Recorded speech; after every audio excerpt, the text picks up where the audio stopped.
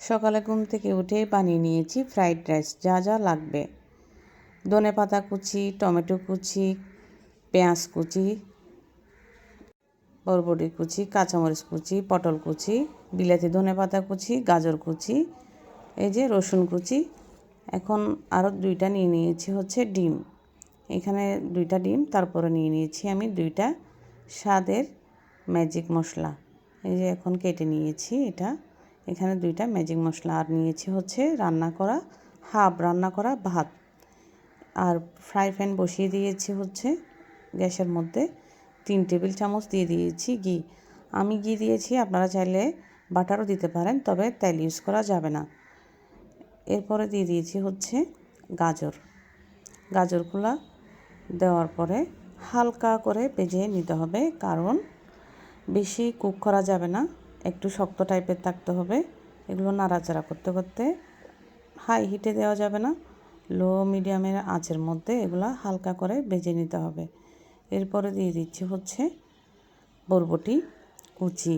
এগুলো একই অবস্থা, এগুলা বেশি কুক করা যাবে না, হালকা করে ভেজে নিতে হবে ঘির মধ্যে, হালকাভাবে নাড়াচাড়া করতে হবে। এরপরে মিক্স করে দিব গাজরের সাথে মিক্স করে একটু হালকা হালকা ভেজে নিব, হালকা হালকা নাড়াচাড়া করে। এরপরে দিয়ে দিয়েছি পটলগুলো একই, এগুলো হালকা ঘির মধ্যে ভাজা ভাজা করে এক পাশে নাড়াচাড়া করতে করতে হালকা কুক হয়ে যাবে। এরপরে সব কিছু মিশিয়ে দিব ইয়ার সাথে, গাজর, বরবটি এবং পটল একসাথে মিক্স করে দিব।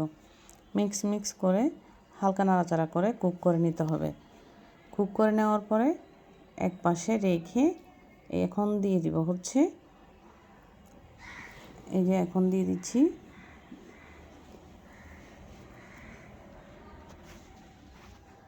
রসুন কুচিগুলো এভাবে কুক করে নিতে হবে,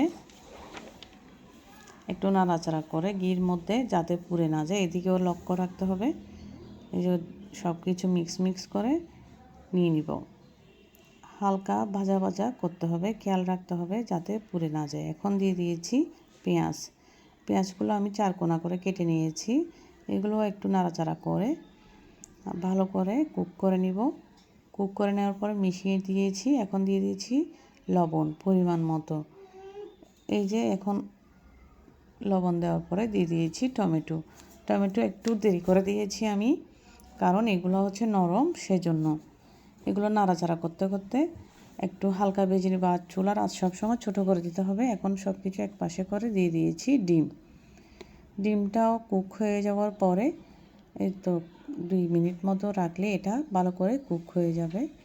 কুক হয়ে যাওয়ার পরে এটা আমরা এখন চামচের সাহায্যে কেটে টুকরা করে নিব এবং ভাজাটা উল্টাপাল্টা করে ভাজা করে নিব।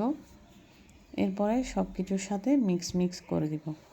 আমি কেটে আলাদা করে দিয়ে দিয়েছি, মিক্স করে দিয়েছি। এখন দিয়ে দিয়েছি 2টা কাঁচামরিচ, আর কাঁচামরিচের সাথে দেওয়ার পরে দিয়ে দিব গোলমরিচ গুঁড়া। এখানে হাফ টেবিল চামচ দিয়েছি আমি। এখন এগুলো সব সবজির সাথে মিক্স করে দিব। মিক্স করার পরে একসাথে নাড়াচাড়া করব কিছুক্ষণ, কারণ একটু কুক হওয়ার জন্য। আর সাথে দিয়ে দিয়েছি স্বাদের ম্যাজিক মশলা। এগুলো ভালো করে দিয়ে একটু নাড়াচাড়া করে সবজির সাথে সব কিছুর সাথে অ্যাড করে দিতে হবে নাড়াচাড়া করে। এখন দিয়ে দিয়েছি হচ্ছে হাফ সিদ্ধ করা ভাত। এগুলো দিয়ে সবজিগুলো উলটপালট করে মিক্স করে নিতে হবে, সব কিছুর সাথে ম্যাচিং করে নিতে হবে। মিক্স করে একসাথে মিশিয়ে দিতে হবে। এরপরে দিয়ে দিব 2 টেবিল চামচ মতো টমেটো সস। এই যে এখন আমি টমেটো সসগুলো দিয়ে দিলাম। এগুলো দেওয়ার পরে এটাও আমি ভালো করে মিক্স করে নিব। মিক্স করে নেওয়ার পরে দিয়ে দিব 2 টেবিল চামচ সয়া সস। এই যে সয়া সস আমি দিয়ে দিয়েছি। এরপরে সয়া সস দিয়ে এটাকে মিক্স করে নিতে হবে।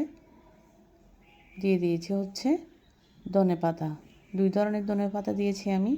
এখন একটু 5 মিনিট মতো ঢাকনা দিয়ে হালকা কুক করে নিয়ে গরম পরিবেশন করব হচ্ছে ফ্রাইড রাইস। এটা আপনারাও ট্রাই করতে পারেন, অনেক মজার ছিল। আসসালামু আলাইকুম, আল্লাহ হাফেজ।